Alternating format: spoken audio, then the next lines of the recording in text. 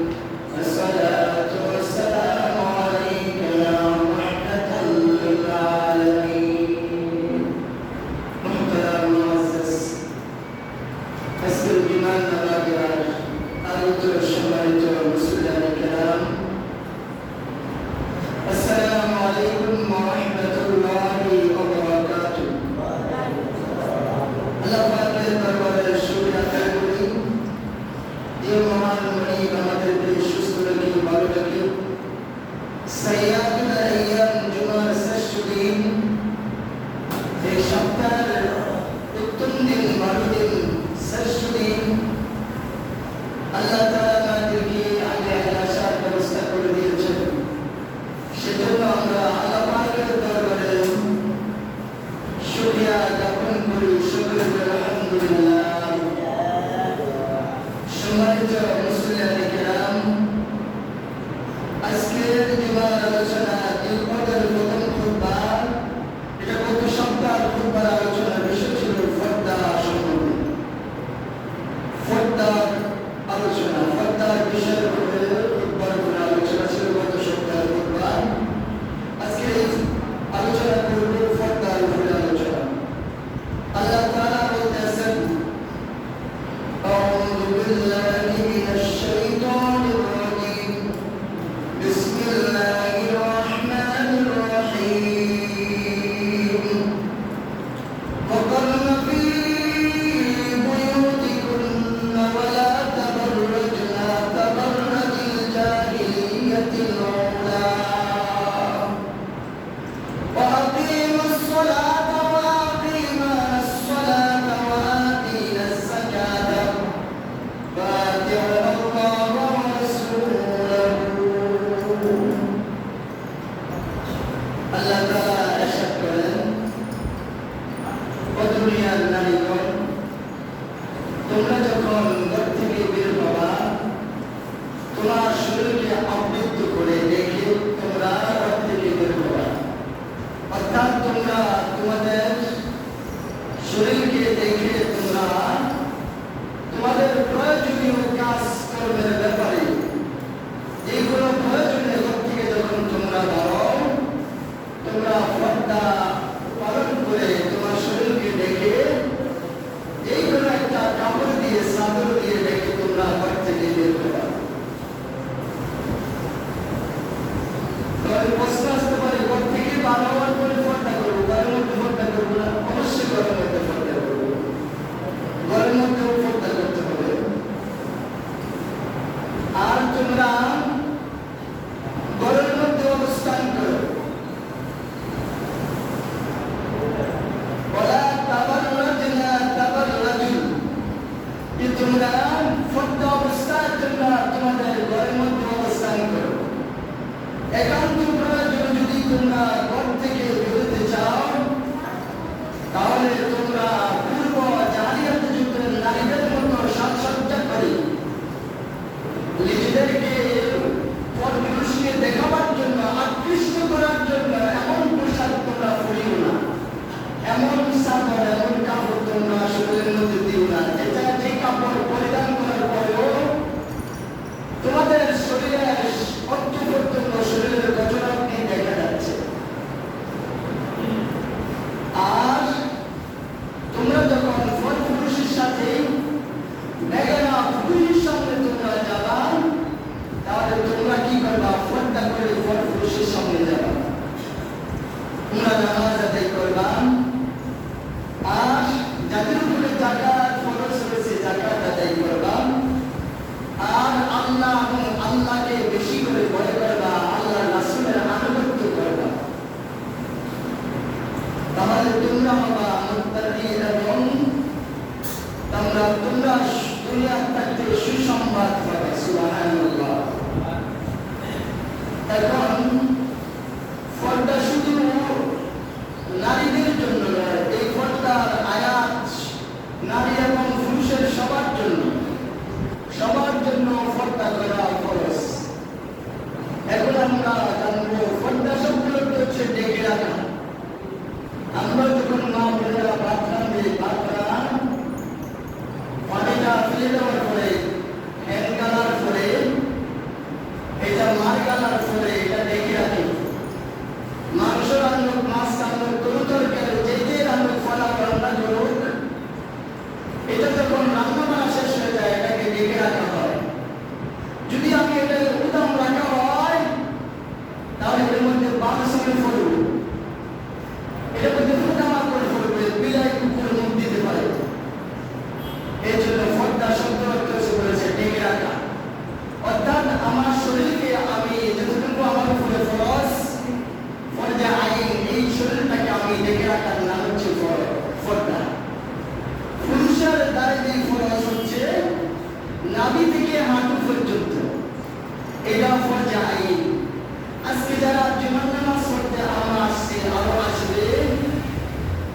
তাহলে জুমার নামাজ যেমন ফরজ, পাঁচ ওয়াক্ত নামাজ যেমন ফরজ, রোজা যেমন ফরজ, যাকাত যেমন ফরজ, হজ যেমন ফরজ, কিছুর উপরে তো ধরুন এই পর্দা পালন করা পুরুষের জন্য নাভি থেকে হাঁটু পর্যন্ত ডেকে রাখা সর্বাবস্থায় ফরজ।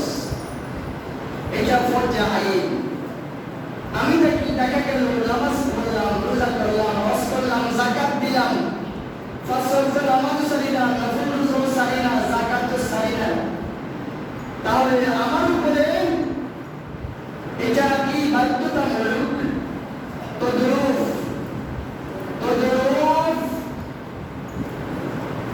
এই ফরজটা পালন করা আমার উপরে ফরজ। আমি নামাজ রোজা করলাম, হজ যাকাত করলাম, কিন্তু দেখা গেল আমার উপরে যে নাভি থেকে হাঁটু পর্যন্ত ডেকে রাখা ফরজ, এটার প্রতি আমি গুরুত্ব দিই না, অবহেলা করি।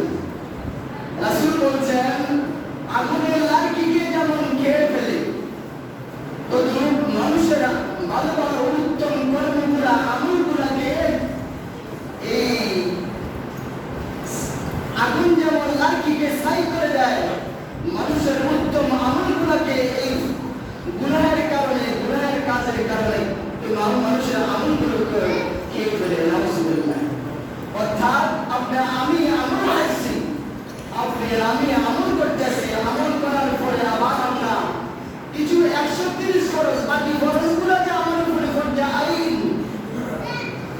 যেগুলো আমার উপরে দায়িত্ব, এগুলোর ব্যাপারে আমি সচেতন না, আমি অবহেলা করতেছি, আমি এগুলো পালন করি না, তাহলে আমার ভালো আমলগুলো নষ্ট হয়ে যাচ্ছে এই ফরজগুলো পালন না করার কারণে।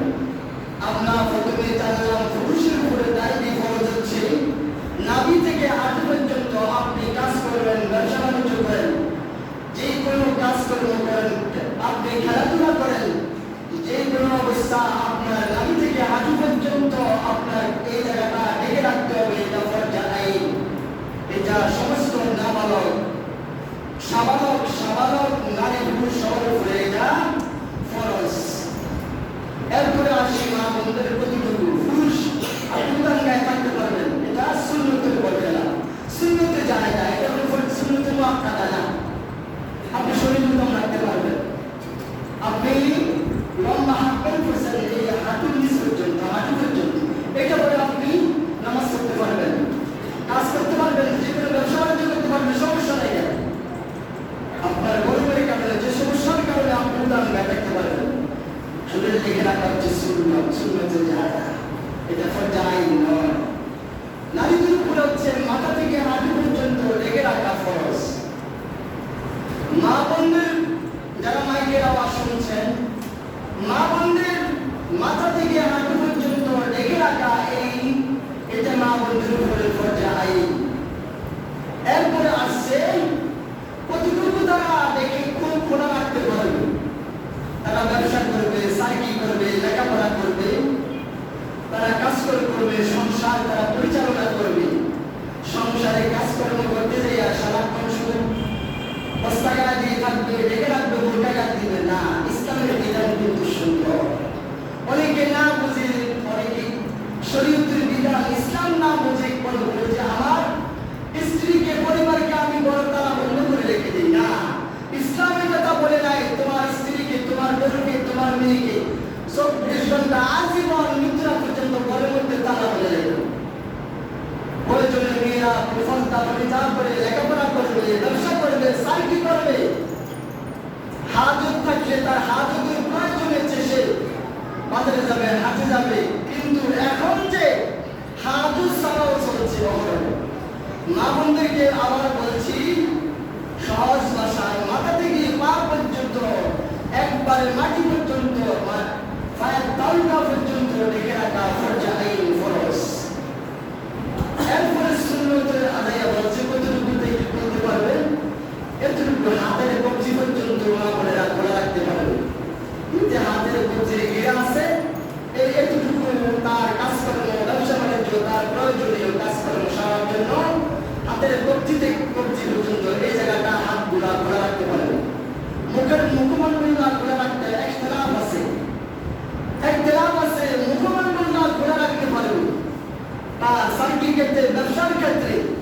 তার প্রয়োজনীয় ঘরের মধ্যে কাজকর্ম করতে যাওয়ার পথে সে মুখমণ্ডল খোলা রাখতে পারবে।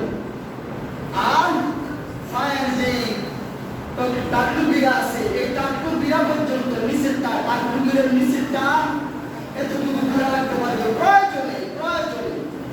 আর যদি বেশ প্রয়োজন না করে সে মৌজা পরে থাকতে পারবে, অথবা কাপড় দিয়ে ডেকে রাখবে, এমন কাপড় পরিধান করবে। আমি যখন হজে গেলাম তখন দেখছি ইরানি মহিলারা এমন ভাবে কাপড় পরে, তখন এই আয়াতের কথা আমার সরাসরি মনে পড়ে গেল যে আল্লাহ পাককে এমন একটা কাপড় পরিধান করার জন্য বলা হয়েছে। আমাদের দেশে এখন মেয়েরা, আমার মা বোনেরা মডেল করে কাপড়, বোরকা পরে মডেল করে পুরা বডি দেখা যাচ্ছে, তার অনুভব করা যাচ্ছে। এজন্য পুরুষ তার দিকে বেগানা, পুরুষ তার দিকে নজর দিবে, শয়তান তার দিকে উঁকি মারবে, ঝুঁকি মারবে। এজন্য বলা হয়েছে এমন কাপড় পরো তোমার শরীরের বডিটা যেটা কোনো পুরুষ কোনো মানুষ অনুভব করা না যায়, গিরিদানা পাবে বাড়ি কাপড় তুমি পরিধান করবা। সম্মানিত আমার মা বোনেরা, আমরা বলেছি পর্দা মানি রেখে রাখা।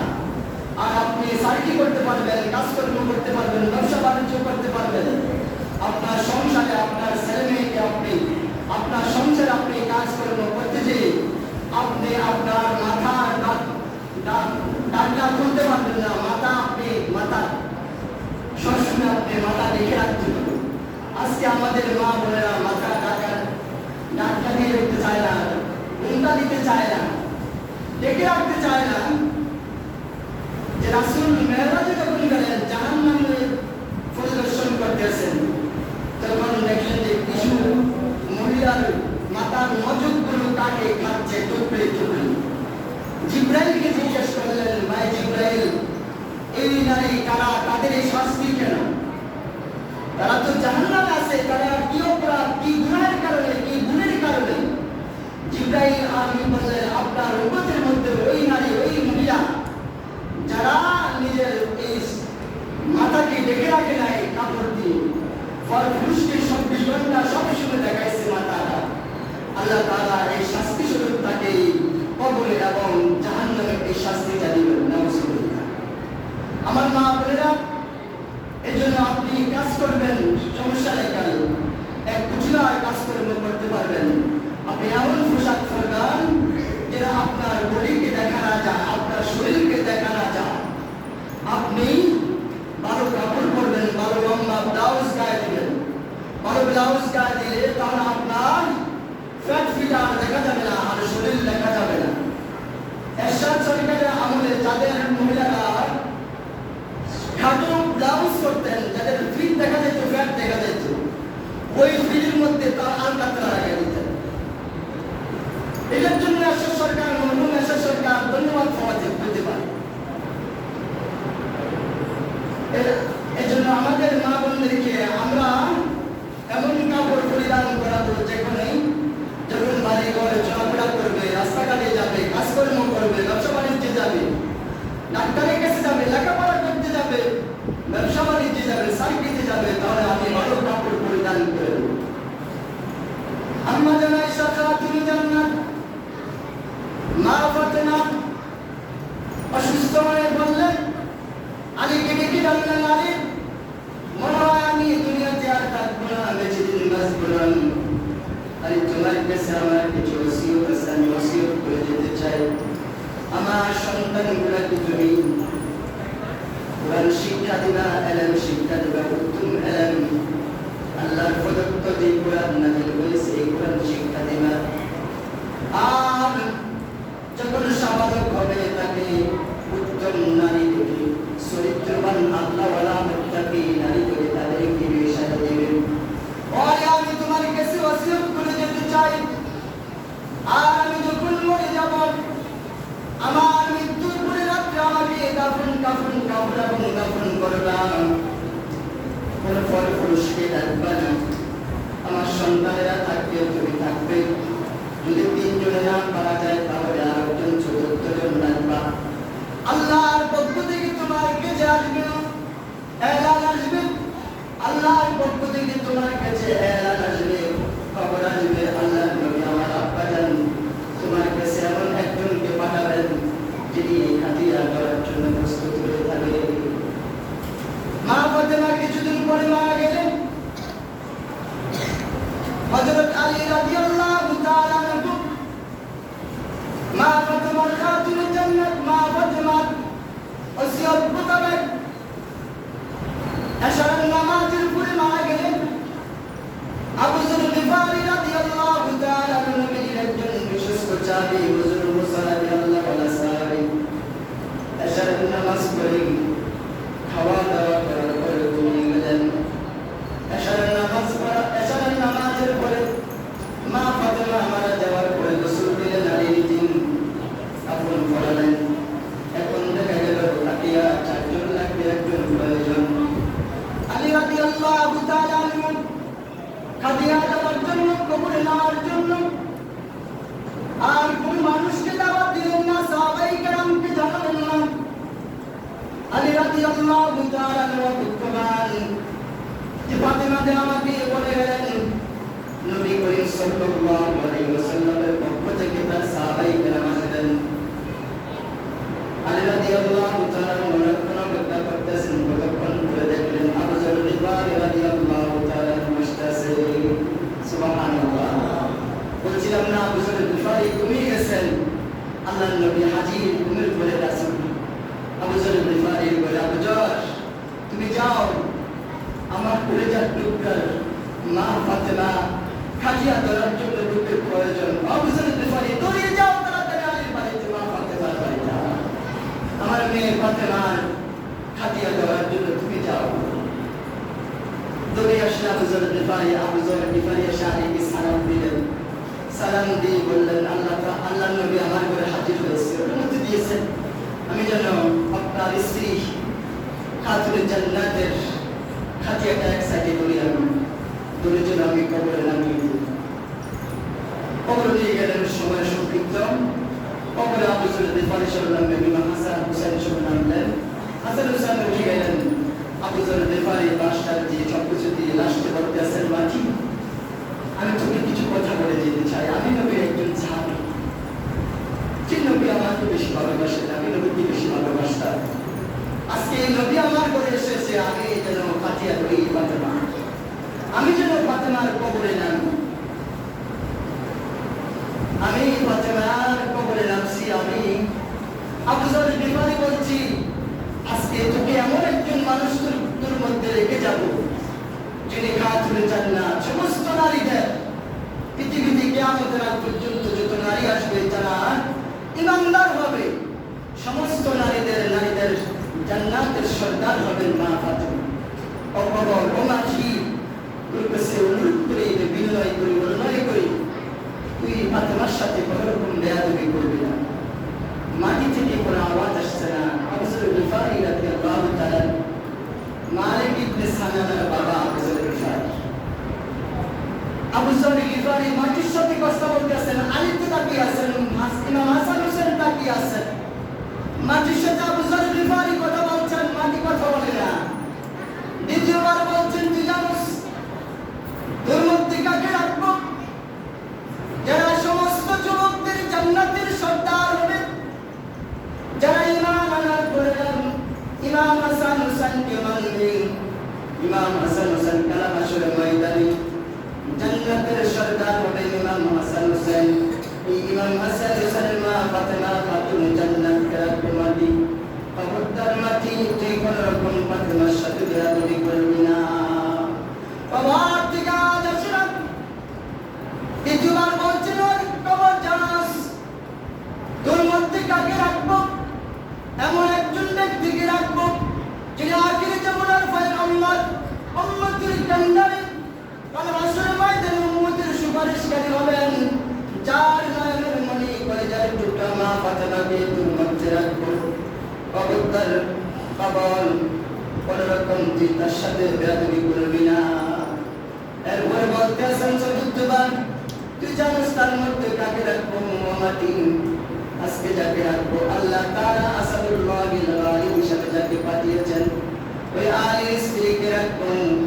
আল্লাহ তাআলা সমস্ত মায়েরদের জন্য বাঘ হিসাবে পাঠিয়েছেন, বীর পুরুষ বীর মুক্তিযোদ্ধা হিসেবে পাঠিয়েছেন। অবদার বাবা মাটি ফাতেমার সাথে কোনো রকম বেয়াদবি করবে না। বন্ধুগণ, আবু যর গিফারি রাদিয়াল্লাহু তাআলা আনহু এই চতুর্থবার কথা বলার পরে এবার মাটি আবু যর গিফারির সাথে কথা বলতে আসেন। ও আবু যর গিফারি, খাতুন জান্নাত মা ফাতেমাকে আমি চিনি না, ইমাম হাসান হুসাইনের মাকে আমি চিনি না, নবীজির মেয়ে ফাতেমাকে আমি চিনি না, আলীর স্ত্রী মা ফাতেমাকে আমি চিনি না। আমি চিনব যে আমার কাছে ঈমান এবং আমল নিয়ে আসবে, ঈমান এবং আমল নিয়ে আসবে। ও আবু যর গিফারি, আমি তার সাথে সুন্দর আচরণ করব, বন্ধু সুলভ আচরণ করব, তার সাথে আমার মাটিটা ফুসফুস নরম হয়ে যাবে, আমার এই মাটিটা জান্নাতের ফুল বাগিচা হয়ে যাবে। সুবহানাল্লাহ। ও আবু যর গিফারি, তোমার কাছে বলতে চাই যে আমার কাছে এই সুন্দর ঈমান এবং আমল নিয়ে আসবে, তার সাথে আমার এই আচরণ হবে। আর যে ঈমান এবং আমল নিয়ে আসতে পারবে না, আমার এই কবরের পূর্ব দিকের মাটি পৃথিবীর পূর্ব প্রান্তে চলে যাবে, পশ্চিম প্রান্তের মাটিগুলো পৃথিবীর পশ্চিম প্রান্তে চলে যাবে। ও আবু যর গিফারি, পূর্ব দিকের মাটিগুলো এমন ভাবে যে ঈমান এবং আমল নিয়ে আসতে পারবে না, আল্লাহর বিধান নিয়ে আসতে পারবে না, রাসূলের বিধান নিয়ে আসতে পারবে না। কবরের মধ্যে এই পূর্ব এবং পশ্চিম দিকের মাটিগুলো এমন ভাবে ওই কবর যিনি তাকে রাখা হবে যে আমল আখলাক নিয়ে আসতে পারবে না, তাকে এমন ভাবে ছাপা মারা হবে, তার হাড্ডি গোশত রক্ত মাংস সবকিছু একাকার হয়ে যাবে। আল্লাহু আকবার। কিতাবে আসছে আবু যর গিফারি রাদিয়াল্লাহু তাআলা আনহু সিজদার মানে কবর থেকে উঠে গেলেন, শুধু কান্না শুরু করছেন। এই অবস্থা, এই কথা তো ইমাম হাসান হুসাইন শুনতে আছেন, আলী তো কবরের পাশে তারা আলীও শুনতে আছেন। সবাই আল্লাহু আকবার বলা শুরু করলেন যে আমার মার কবর থেকে যদি এই আওয়াজ আসে, তাহলে আমাদের কবর থেকে কি আওয়াজ আসবে? ইমাম হাসান হুসাইন আলী আরো কান্না শুরু করছেন। আবু যর গিফারি মাটিটা বার করে চলে গেলেন যে মা ফাতেমার কবর থেকে যদি মাটি এই আওয়াজ দিতে পারে, কথা বলতে পারে, তাহলে সাধারণ ইমানদারের কবর থেকে কি আসবে? আমার সম্মানিত মা বললাম, সম্মানিত মুসলিয়ান কেরাম, যেটা বলতে চেয়েছিলাম পর্দা, পর্দা মানে দেখে রাখা। মা ফাতেমা তার জীবদ্দশা পর্দা লঙ্ঘন করে নাই। বায়জিদ বুস্তামি একজন মহিলার কাছে গেছেন, মহিলা কি করতে আসেন, মহিলার কাছে পানি খুঁজছেন, চতুর্থবারের পরে পানি দিচ্ছেন। চতুর্থ নামাজ শেষ করার পরে বায়জিদ বুস্তামি রাহমাতুল্লাহ আলাইহি জিজ্ঞাসা করছে পানি দিতে লেট হলো কেন? ওই মহিলা বলছেন যে এটা জঙ্গলের পাখি নয় যে আপনি তাকাইলে আপনার রাগে আগুন ধরে পড়ে যাবে। বায়জিদ বুস্তামি রাহমাতুল্লাহ আলাইহি বললেন, ব্যাপারটা কি? আমি পাখির দিকে তাকাইলাম, কয়েক মাইল দূরে এই পাখির গায়ে আগুন ধরে জ্বলে আর পাখি ছাই হয়ে গেল। এই মহিলা জানলো কেন? জিজ্ঞাসা করলো, মা আপনি এমন কি আমল করেন যে আমল কেন করে আল্লাহ পাক আপনাকে এত মর্যাদা এত ক্ষমতা দিয়েছেন? মহিলা বললেন, বাবা আমি এমন কিছু আমল করি না, আমার স্বামীর অনুমতি ছাড়া আমি ঘর থেকে বের হই না, আর আমি সর্ব অবস্থায় পর্দা পালন করি, পর্দা লঙ্ঘন করি না, আমার শরীরকে আমি সর্ব অবস্থায় ঢেকে রাখি। এই আমলটুকু করে যদি আমি সেজদায় চলে যাই, তামাম দুনিয়াটা আমার সেজদার মধ্যে আল্লাহ তাআলা আমাকে দেখান, দুনিয়াতে কি হচ্ছে আমি সবকিছু দেখতে পাই। আপনি যখন পাখির দিকে তাকাইছেন, আমি সেজদা অবস্থায় ছিলাম, তখন আমি দেখতে পেরেছি। সুবহানাল্লাহ। ফাতেমা কাজুরের স্ত্রী জামিলার কাছে গেছেন, সময় প্রায় শেষ। জামিলার সাথে 3 বার গেছেন, প্রথমবার গেছে একা, দ্বিতীয়বার হাসান রাদিয়াল্লাহু তাআলা, তৃতীয়বার সংক্ষিপ্ত করে বলছি আমি হুসাইন রাদিয়াল্লাহু তাআলা গেছেন। কাজুরের স্ত্রী জামিলা বললেন, আমার স্বামীর অনুমতি নাই আপনার সাথে দেখা করার। আজকে আমাদের স্ত্রীরা, আমার মেয়েরা, আমার স্ত্রীরা, আমার বোনেরা বেগানা পুরুষের অহরহ কথাবার্তা চলাফেরা কাজকারবার লেনদেন চলতে আছে, মাথায় কাপড় নাই, শরীরে কাপড় নাই। এই নারীগুলা কই যাবে? কি অবস্থা হবে? শুধু ঈমান আনলে হবে না, ঈমান আনার পরে কিছু ফরজ আছে, এগুলো পালন না করলে আপনার বাকি আমলগুলোকে আগুন যেভাবে লাঠিতে ছাই করে দেয়, বাকি আমলগুলোকে ছাই করে দেবে। নাউজুবিল্লাহ। আসুন আমরা পুরুষ আবার সতন দিয়ে শুরু করে যারা লাস্টে আসছেন, পর্দা বানিয়ে দেখে রাখা। আর পুরুষের দায় বিপরীত হচ্ছে নাভি থেকে হাঁটু পর্যন্ত, যুবকেরা আজকে উলঙ্গ হয়ে চলতে চায়। আমার মনে হয় এমন একটা যুগ আসবে উলঙ্গ হয়ে আসবে, শরম লজ্জা শরম ভর্তি কিছু নাই। হারাম হারাম হারাম হারাম হারাম, কবিরা গুনাহ যুবকেরা, তরুণেরা, ছাত্ররা, আমাদের সন্তানেরা এইভাবে চলাফেরা করা যাবে না। শরম নাই, মায়ের সামনে, বোনের সামনে, বাবার সামনে কিভাবে চলাফেরা করতেছে, ওই কাপড় ফ্যান নামতে নামতে কই গেছে, এটা কবিরা গুনাহ হচ্ছে। এই যে জুমার নামাজ পড়তে আসো, কাজে আসবে না যদি ফরজ করে যুক্ত না দাও, এটা পড়ছে আইন সবার জন্য। আমি হাজির সাহেব, আমি মাওলানা সাহেব, আমার জন্য যেরকম ফরজ, সাধারণ একজন রিক্সা চালক, একজন কৃষক, শ্রমিক, খেটিখাওয়া, ড্রাইভার, সকলের জন্য সমান বিধান ইসলামের। এজন্য আসুন আমরা ফরজটাকে সুন্দরভাবে পালন করি। আল্লাহ পাক আমাদেরকে এই ফরজটুকু পালন করার তৌফিক দান করুন। শাকিল আসছে নাকি? শাকিল, ভিডিওটা বন্ধ করে দাও, ভিডিওটা বন্ধ করে দাও, সবাই বন্ধ করে দাও ভিডিওটা। আলহামদুলিল্লাহ।